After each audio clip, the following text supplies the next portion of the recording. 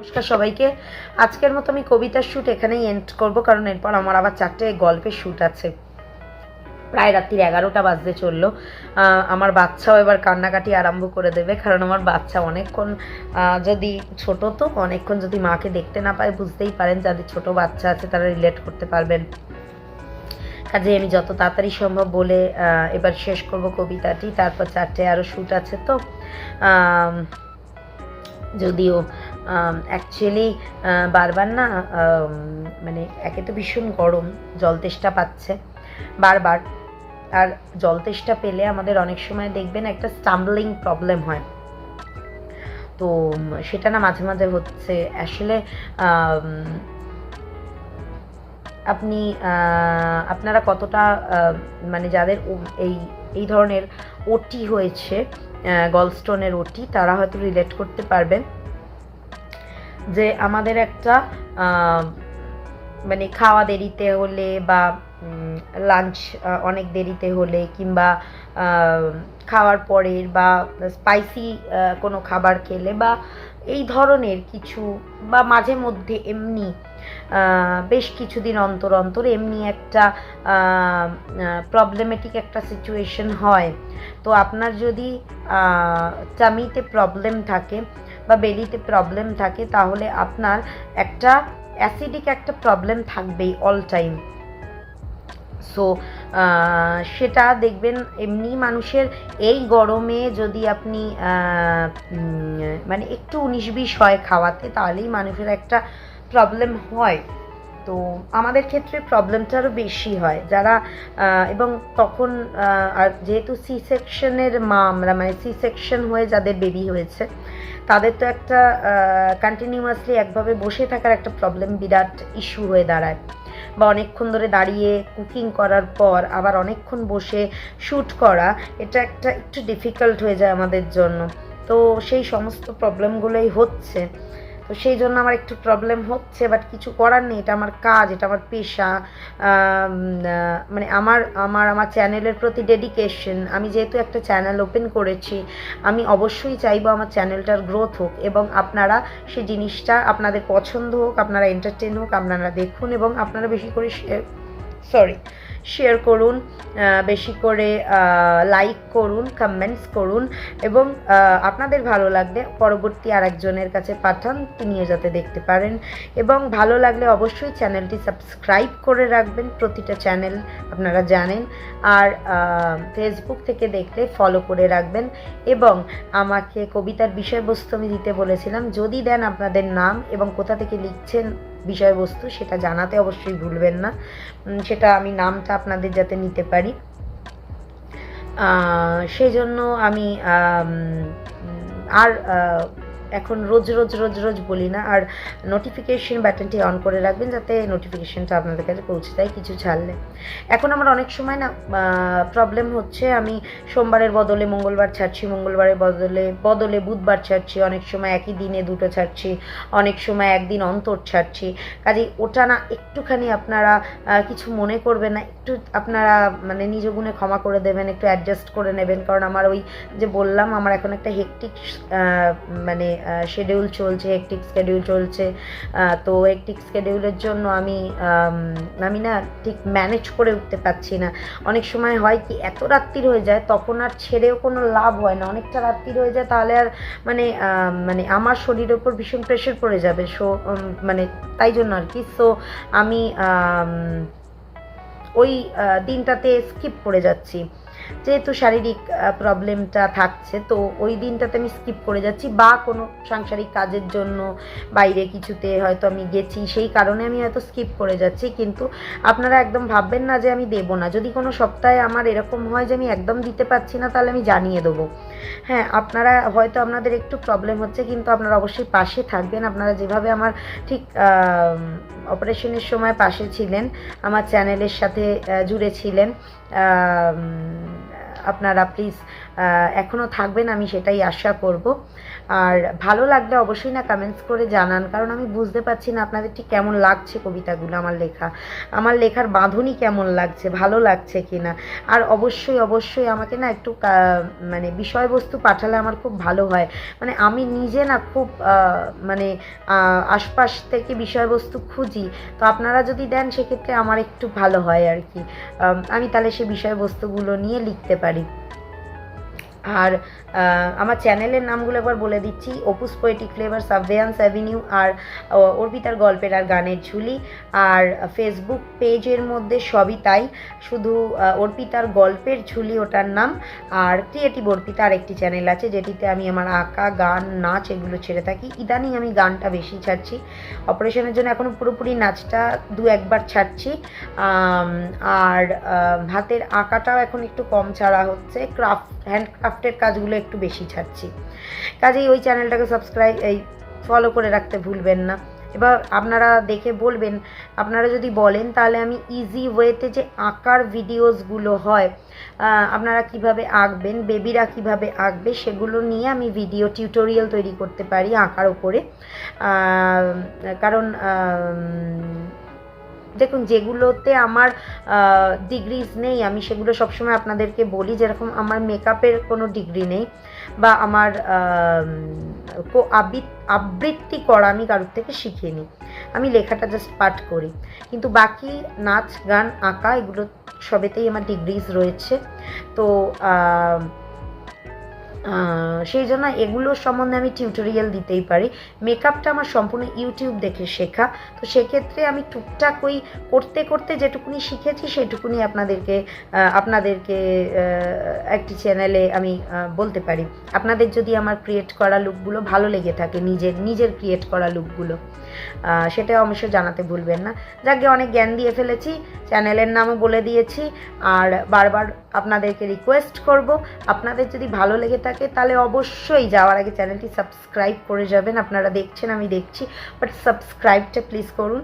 আর Facebook থেকে দেখলে please follow করবেন। ইনস্টাগ্রামে আমি দিই, ইনস্টাগ্রামে ফলো করতে ভুলবেন না। সব কিছু ডেসক্রিপশন আপনারা ডেসক্রিপশন বক্সে পেয়ে যাবেন। এখন আমি কয়েকদিন ধরে যেগুলো শর্টস রয়েছে সেগুলোতে ডেসক্রিপশনটা না দেওয়ার টাইম করে উঠতে পারছি না, আমি দিয়ে দেবো।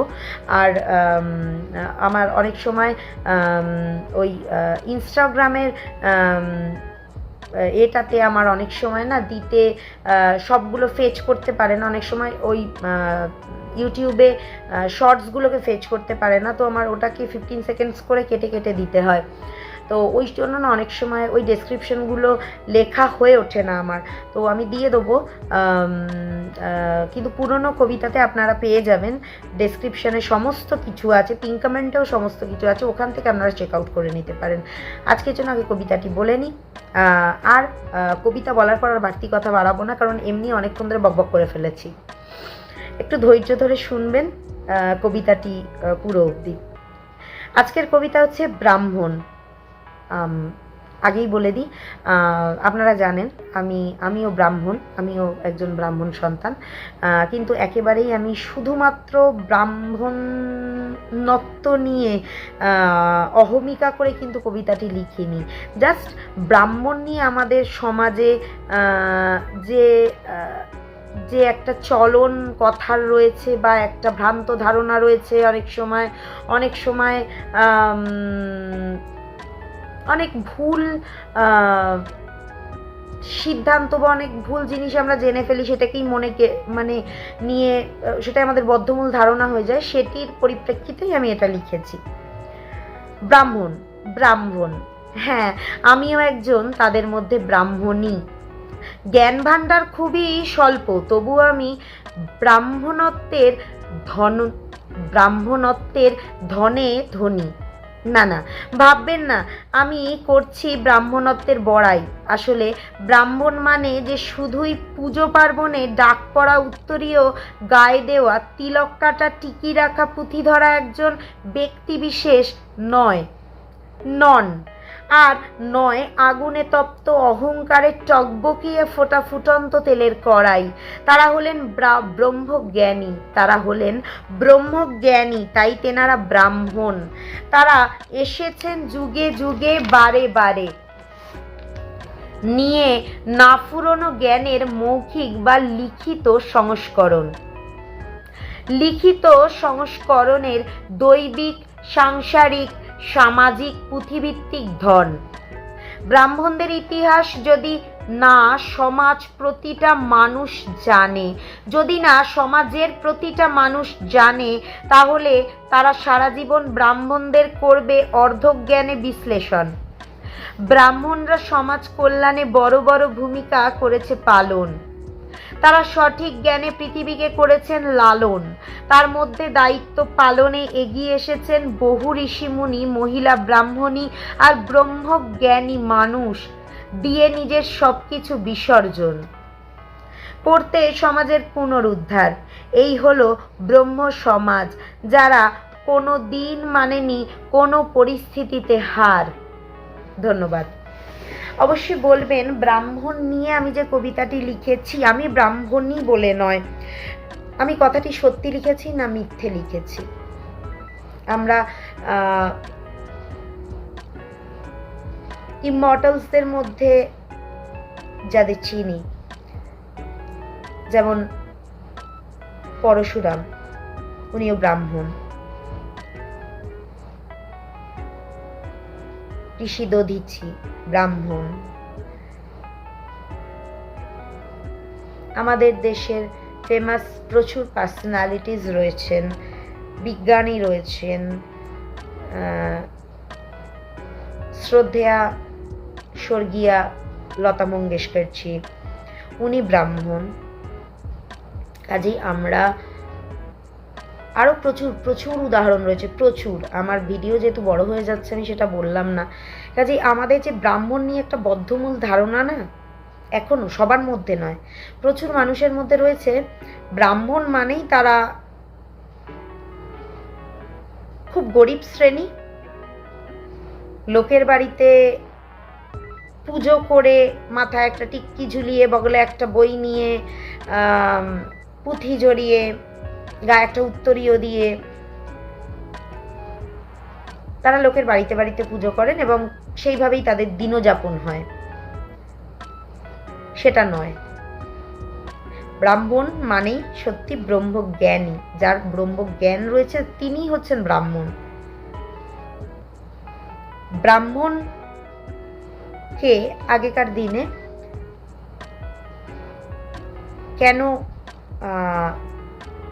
রাজারাও সম্মান জানাতেন, সম্মান করতেন, তাদের কথা ছাড়া কিছু করতেন না। যারা জানেন না আমি তাদের বলবো, তারা দয়া করে আগের ইতিহাসটা পড়বেন। মানে যারা এই ধরনের মেন্টালিটি এখনো পোষণ করেন, আমি তাদের কথা বলছি, সবার কথা একদমই নয়। ব্যক্তিগতভাবে কেউ নেবেন না। আমি বলবো অর্ধ জ্ঞান নিয়ে কারোর সম্বন্ধে কিছু বলা উচিত না। আমাদের পুরনো প্রাচীন গ্রন্থ পড়ে, পুরনো প্রাচীন ঋষিমুনিদের লেখা বই পড়ে সম্পূর্ণ জ্ঞান নিয়ে জেনে তবেই বলা উচিত। এইটাই আমার বলার, আর কিছু না। ব্রাহ্মণত্ব নিয়ে অহংকার, দেখুন অহংকার কার ওপর করবেন? আপনি এই জন্মে ব্রাহ্মণ, যদিও বলে যে ব্রাহ্মণ জন্ম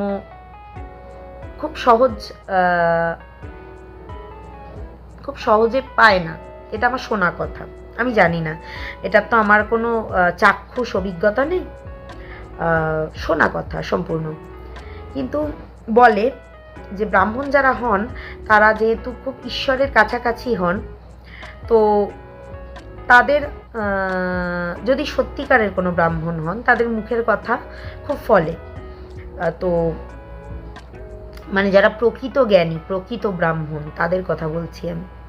কাজেই ব্রাহ্মণকে নিয়ে যারা বলেন, এই ধরনের মন্তব্য বলেন বা পোষণ করেন, আমি তাদেরকে বলবো প্লিজ একটু আমাদের চারপাশটা খতিয়ে দেখবেন যে সবাই আপনারা যে শ্রেণীটা ফিক্সড করে রেখেছেন সব ব্রাহ্মণেরা বা প্রত্যেকটা ব্রাহ্মণ সেই শ্রেণীতেই পড়ে কিনা। তারপর সম্পূর্ণ জ্ঞানটা মানে ভেতরে নিজের বসিয়ে তারপরে জেনে নিয়ে তারপরে মন্তব্যটা করলে আমাদের নেক্সট জেনারেশন যারা ভিডিওগুলো দেখবে সেই সমাজের বাচ্চারা একটু এডুকেটেড হবে, একটু সত্যিটা জানতে পারবে, সঠিকটা জানতে পারবে, ঠিক শিক্ষায় শিক্ষিত হবে। এবং বড় হিসেবে সেটা আমাদের প্রত্যেকের কর্তব্য আমি মনে করি। আমাদের নিজেদের আগে সম্পূর্ণটা জেনে তারপর আমাদের বাচ্চাদের শেখানো উচিত। অর্ধ জ্ঞান শেখানো উচিত নয়। কথাতে আছে না, অল্প বিদ্যা ভয়ঙ্করী, আমি সেটা খুব মানি। অল্প জেনে কোনো জ্ঞান কাউকে দেওয়া উচিত না, সম্পূর্ণটা জেনে। আমি নিজেও তাই করি। যেটা জানি না সেটা আমি জানি না, কারণ একটা মানুষের পক্ষে একটা জীবনে সব কিছু জানা সম্ভব নয়। যদি না জানি সেটা নিয়ে আমি জেনে নেবো, পড়ে নেবো, দেখে নেবো, তারপর বলবো। যাকে আজকে অনেক কথা বলে ফেলেছি। অবশ্যই জানাবেন এই আমার নো মেকআপ লুকে আমাকে ঠিক কেমন লাগছে, ভূতনির মতো লাগছে না পেঁচির মতো লাগছে, কারণ আমি বুঝতে পারছি না। তো হ্যাঁ, আমি বুঝতে পারছি না, ক্যামেরার সামনে বসেছি সেটা আমি নিজেকে দেখতেই পাচ্ছি, কিন্তু অপর প্রান্তের মানুষগুলোর ঠিক আমাকে কেমন লাগবে আজকে উইদাউট মেকআপ আমি বুঝতে পারছি না। জানাতে ভুলবেন না কমেন্টস। আজকের জন্য ধন্যবাদ, টাটা।